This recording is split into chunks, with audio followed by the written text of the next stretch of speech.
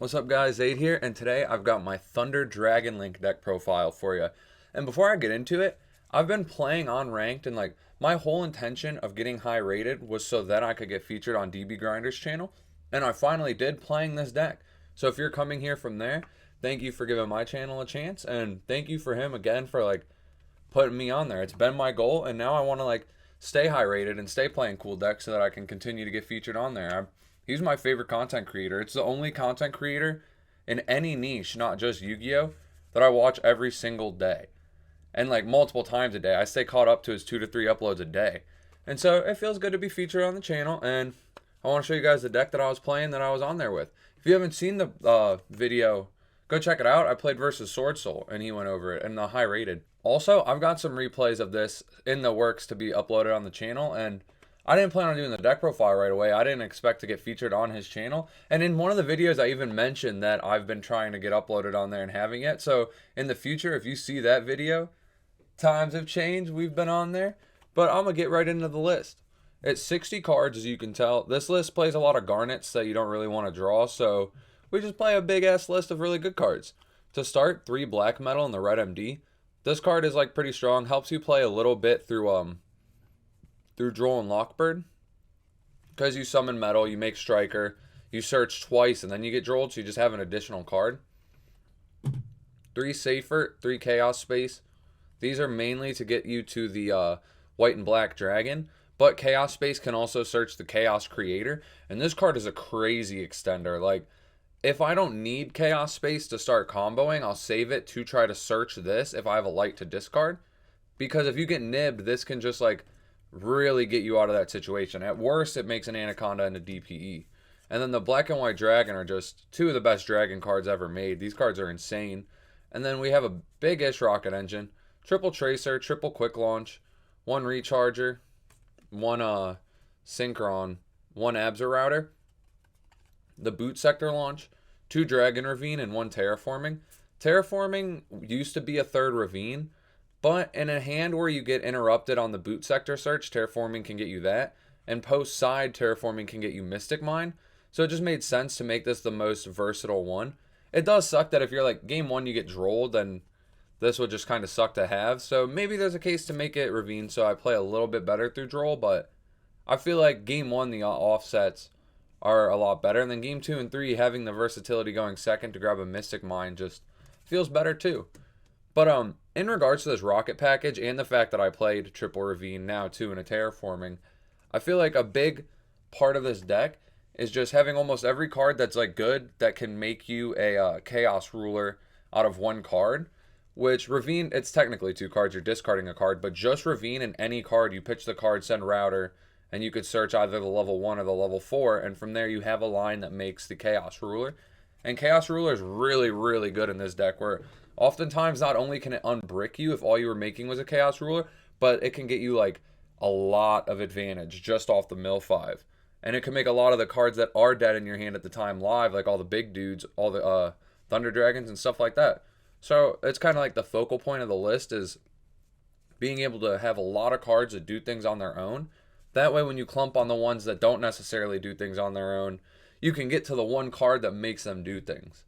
Then we got 1 for 1 and 1 Brotar. 1 for 1 typically gets you the black metal if you don't have it already. Reason being that when you're not making an Appaloosa line and you're making a, what's it called, Heavenly Spheres line instead, you want to have the Brotar in your deck so that if at any point, if you get nibbed, you summon Brotar off of it, you pitch, search Levy, or search Chaos Emperor, as long as you have the fuel, of course. And now you can still at least go into Anaconda DPE without having any other cards in your hand that are good. And so this is like important to have in deck. Plus being able to recur itself and then get a search on their turn too is nice. Next we got 3 Small World. This literally searches everything in the deck. In the video I have on DB Grinder's channel, I accidentally cheated where I banished Hawk into Safer to grab black metal. And real quick, just so you guys know, I still could have done the play. I just go Hawk into Dragon Dark because their only commonality is Thunder, and then go from Dark into Black Metal because their only commonality is Dark. And so because everything in this is light and dark, thunders and dragons, I think literally every monster could turn into any monster. Plus, you also have like these warriors if you need them, but oftentimes you're not really wanting to get rid of those. And speaking of the DPE package, is one other thing that's really cool about Chaos Creator is if you happen to mill Dasher or Celestial, you can banish them throughout just to do your combos. And then Chaos Creator summon something that isn't them back, and then shuffle the banished ones back and remake your DPE live. I have a video that'll be uploaded on the channel soon where in one of the games that happened, I milled I banished Celestial off an Allure, and I milled Dasher off Chaos Ruler, but I got into Chaos Creator, was able to put them both back and still Anaconda DPE. And so that's a really cool utility the deck has. Plus, if they get rid of your DPE, you can banish it for Chaos Creator, special DPE back, and shuffle stuff in. So he just really helps with that a lot. But 3 Melody of the Awakening Dragon also, and then 3 targets for it. I think I could cut 1 Levy and play 3 of this, 2 targets for it. Because this doesn't say you have to add 2, it says up to 2. I thought I had to add 2. So in a world where I drew 1 of each, I wanted to still have this live. But because that's not the case, I feel like I want to go to 3-1-1.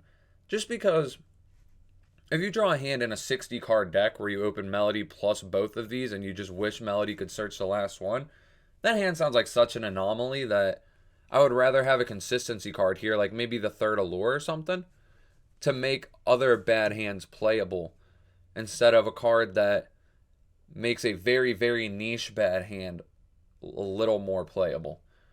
And then the Emperor, in normal Dragon Link, this card isn't standard yet. I think it could be one day maybe. The card's really sick. It's a chaos monster, so you can summon it from hand, but you can also summon it from face up extra. And it goes to face up extra by placing it in the scale, paying 1,000, and adding a banished dragon to hand.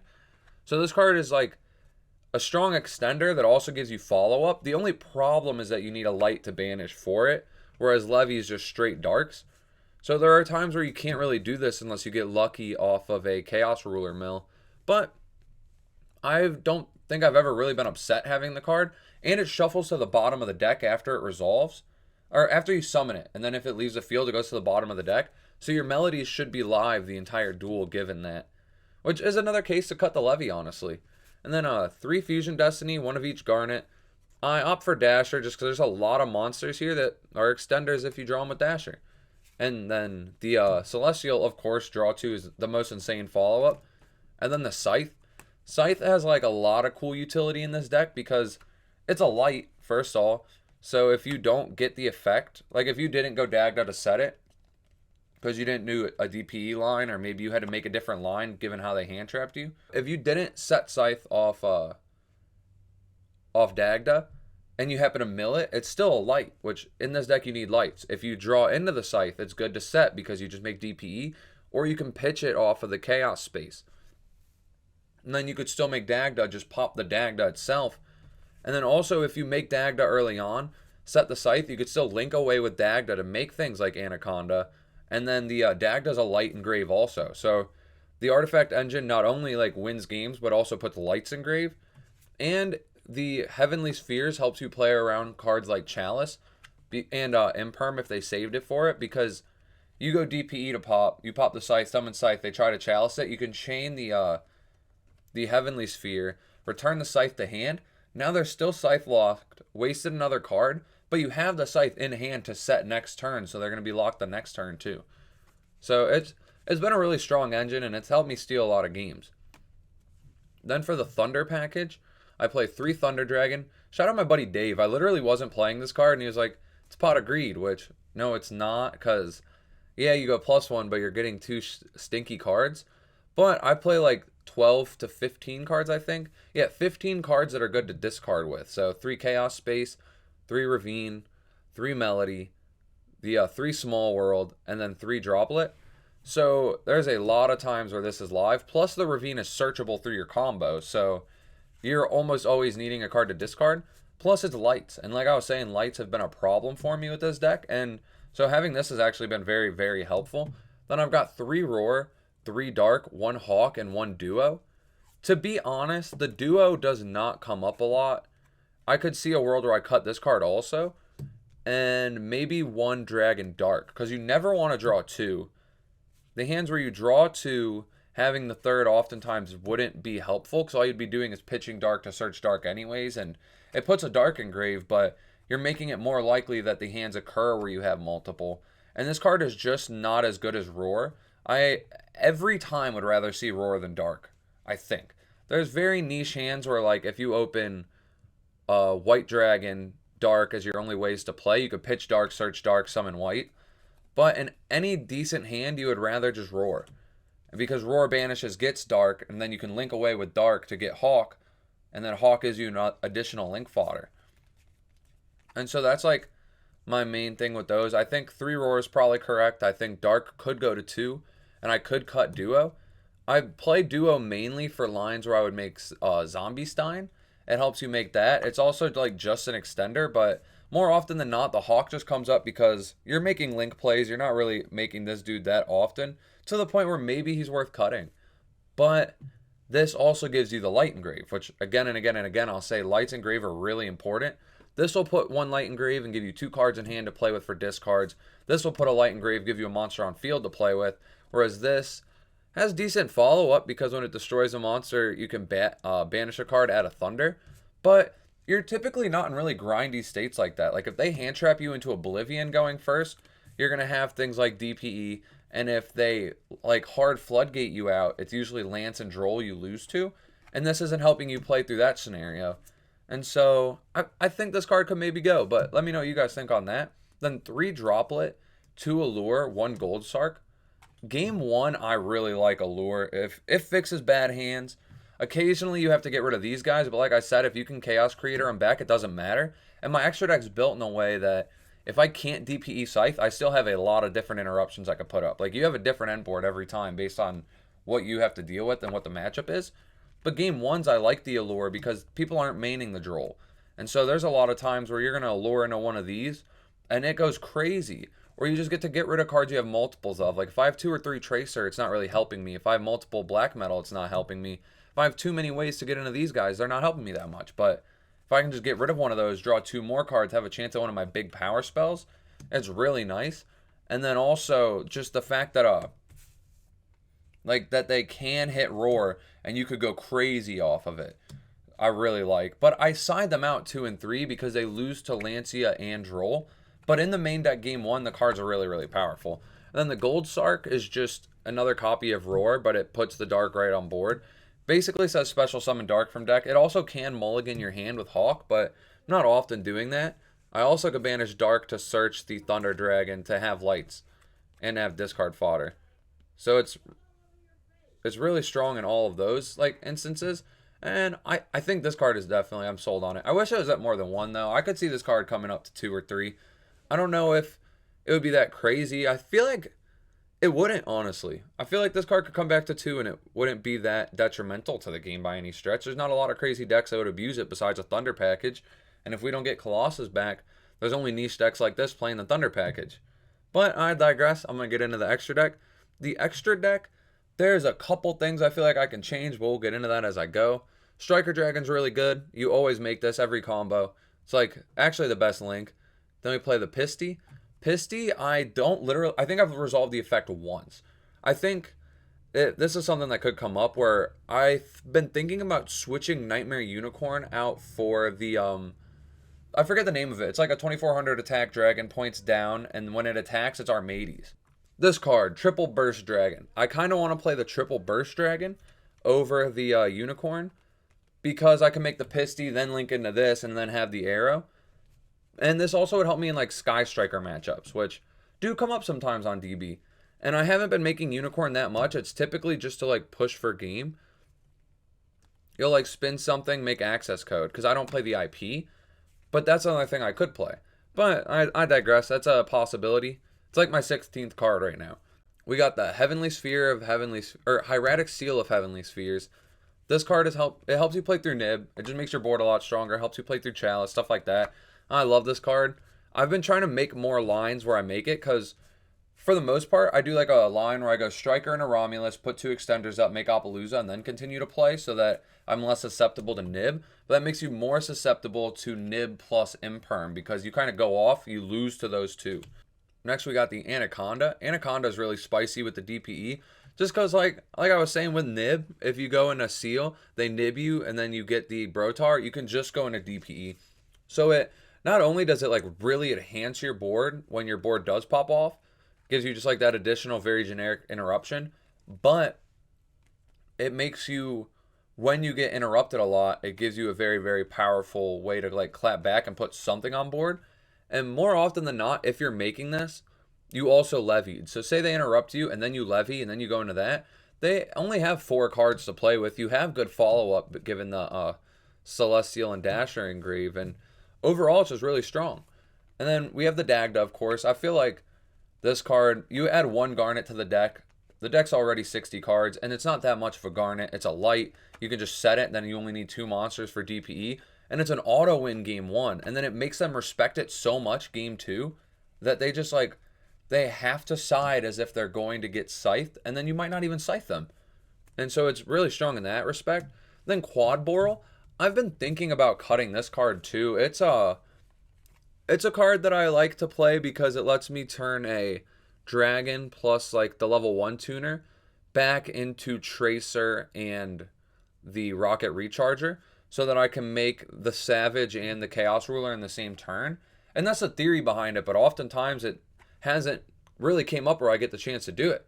Then I play 1 Unicorn, 1 access code, clear boards, go for game. Then the Chaos Ruler is like the heart and soul of this deck. The mill 5 and then the banishing ability. A lot of times, if you don't draw the Thunders, you'll mill the Thunder and then you'll be able to banish it with Ruler and you extend really far. Like, say you have Ruler and a monster on board, you can turn those into the what's it called? I forget its name. Fuck me. You turn it into the Anaconda. You can turn the Chaos Ruler and like any monster on board into Anaconda. And then this is the line where this kind of comes up. Because then you could banish a Thunder and something else, special the Ruler, and then trigger the Thunder to search if it's like dark. And then you could summon the Duo, and then you can make the Zombie Stein on top of it. So there's just like, the Ruler helps you get into the Thunder package. It also helps extend your Dragon package. It gives you follow-up. Sometimes you mill crazy too, and you can just only have a Ruler and it turned into a broken board just off that. Then Savage, just an extra interruption, helps play through hand traps sometimes. Hot Red, good interruption. And then Zombie Stein. This is the interruption I make the least, but when I make it, it's really high impact. They don't really expect you with 2 level 8s to be able to put out an Omni Negate. And a lot of times you're discarding a Thunder Dragon card for it, so it's not even like a neg. And then to get into the side deck I also think needs work. I think I want to play more high impact cards, and I also want to learn better how to side against certain decks. So like, I play the Triple Judgment and the 1 Order going first. I almost want an additional playset of a going first card that is very win, like just a strong win button. Maybe like a summon limit, a anti-spell, cards like that. And if you guys can think of anything like that, let me know. Another one could technically be like Rivalry, but I feel like not my whole end board isn't Dragon, so Rivalry is not the best. But like I said, I lose to Lancia, I lose to Droll, and so I want cards that on their own will give me a better chance against those. And that way I also have more to take out cards that aren't doing much against those. Like I said, I take out Allures. I could probably side out like the Gold Sark and then some of the Thunder Dragon cards, maybe the second dark or the third dark that I don't want, and the Duo, and put in more Floodgates so if I get hit with a Floodgatey hand trap, I still have follow-up to try to beat them with. Because I could stun them out of a turn, and then on my next turn I actually get to play. And then for the back row removal I currently have, I have Triple Twin, Triple Cosmic, which I think I might want to switch these to cards like Lightning Storm and Evenly, because I will lose to Order. And I think that that's okay, because they would allow me to just more oftentimes beat combo decks and back row decks with a similar type of card. And if I'm able to have side like that overlaps, then I can afford more going first spaces in the side deck, because now my side for back row also goes in against combo. So I could see a world where I switch these. And then I also play Triple Dark Ruler to Mystic Mine. Mystic Mine is searchable off the terraforming, so if I board these in, I have 3. Dark Ruler is really good. These are what I'm putting in against something like the Bird deck. But I also signed them in against Sword Soul, but it's not that good because Proto calling Dark just like beats me. And so I don't really know how to make that matchup better if I'm being honest. Um I don't know. Going second against Sword Soul is really hard. A card like Evenly would help with that a lot because then they'd have to keep Protos. But then they keep Protos and I'm kind of just locked out. So maybe I need hand traps in particular for that matchup. I also could maybe put Token Collector in as like a just kind of a win con that also could be milled off Chaos Ruler. So those are also like things to consider. But if you guys have any input on this deck, feel free to give it. And like I'm open to any critique. I've only been playing this a little bit. I started playing it because I heard DB Grinder say a bunch that he wanted to get this featured on the channel in high rated duels with someone competent with it. So I've been trying to get high rated and competent with it. And so any feedback that can help me reach that goal is appreciated. Just leave your comments and subscribe if you want to show some support. I'm trying to hit 1K so I can start making that money. So thank you for watching. Take it easy.